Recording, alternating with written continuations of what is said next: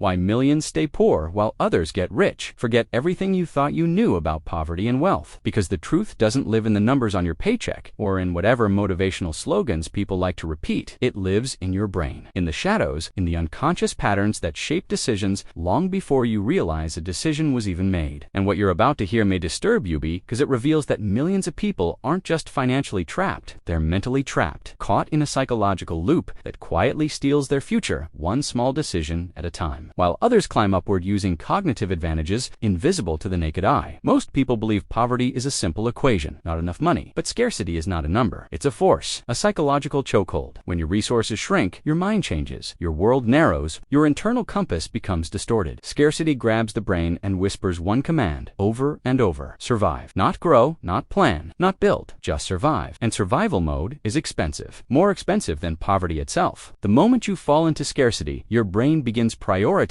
immediate relief over long-term benefit. It pushes you to fix the pain in front of you, even if the cost is a disaster waiting down the road. This is why the poor make decisions that the rich call irresponsible. But that word is a lie. It hides the real mechanism. When your child is hungry today, the idea of saving for next week becomes irrelevant. When rent is overdue, retirement planning feels like fantasy. When you're choosing between medication and gas money, budgeting lessons are meaningless. Scarcity doesn't allow you to think long-term, not because you lack discipline, but because your brain literally strips future thinking from your mental bandwidth. It forces tunnel vision, and in that tunnel, every problem looks like a fire that must be put out immediately. People living under scarcity are not reckless. They are cognitively overloaded. Their minds are processing dozens of stress signals at once. Every decision: what to buy, what to skip, which bill to delay, is wrapped in anxiety and consequences. This overload drains what psychologists call cognitive bandwidth, the mental capacity needed to think clearly and rationally. When bandwidth collapses, mistakes multiply. Impulse decisions happen more often, and the brain defaults to choices that provide the fastest relief from stress, even at the expense of tomorrow. Now imagine living like that, not for a day, not for a week, but for years. Imagine waking up every morning knowing that one wrong choice could destroy everything. Imagine your brain locked in a permanent state of threat detection. That level of constant vigilance comes with a cost: chronic stress. And chronic stress physically damages the parts of your brain responsible for planning, memory, and self-control. Poverty doesn't just limit your bank account. It rewires your neural pathways. It biologically modifies your ability to choose. Meanwhile, wealth creates the opposite effect. When you have resources, your brain feels safe. It has room to breathe. It can afford to think ahead, to strategize, to delay gratification. Wealthy people don't simply make better decisions because they're more disciplined. They make better decisions because their minds aren't under attack. They don't face the same cognitive penalties. Their choices happen in calm, wide-open mental space, not inside a burning room. And here's the darkest part. People mistake this for intelligence. They assume the wealthy think differently because they're smarter. They're not. They're just not drowning. But the effects of scarcity go even deeper. It doesn't just alter how you think. It alters what you see. When the brain is overloaded, it loses the ability to notice opportunities. A job opening might appear, a chance to learn a new skill, an option to save a small amount, yet the mind trapped in scarcity filters them out. They become invisible, like background noise. The brain becomes so focused on the next immediate threat that anything outside that narrow window simply doesn't register. This is why people in poverty often stay stuck, because the exit door is there but their mind, for survival reasons, doesn't allow them to see it. Scarcity also destroys relationships, often quietly. When you're mentally overloaded, you withdraw. You cancel plans. You become irritable. You lose the energy to maintain the social connections that, ironically, are the most powerful escape routes from poverty. Wealth grows through networks, through support, through shared opportunities. Scarcity crushes that. It isolates people, draining them of the emotional capacity to reach out, ask for help, or even accept help when it shows up. And isolation strengthens the trap.